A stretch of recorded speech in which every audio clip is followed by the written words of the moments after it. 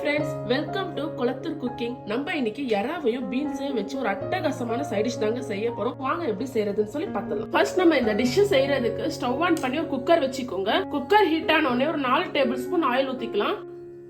எண்ணெய் சூடான அப்புறம் ஒரு மீடியம் சைஸ் ஆனியன் இந்த மாதிரி கட் பண்ணி வச்சிருக்கேன். இதையும் போட்டு வெங்காயத்தை நல்லா வதக்கி எடுத்துக்கலாம்.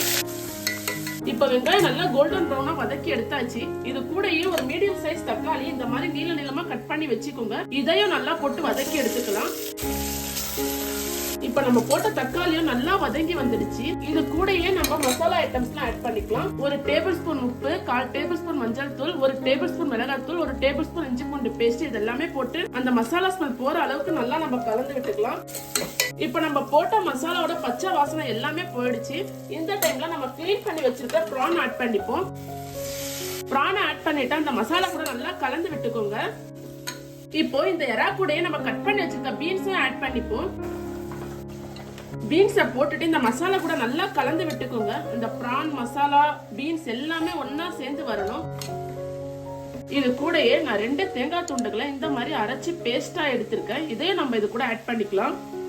இது கூடயே 1 டம்ளர் சின்ன டம்ளர் அளவு தண்ணி சேர்க்க போறேன். இதையும் சேர்த்துட்டு நல்லா கலந்து விட்டுக்கோங்க.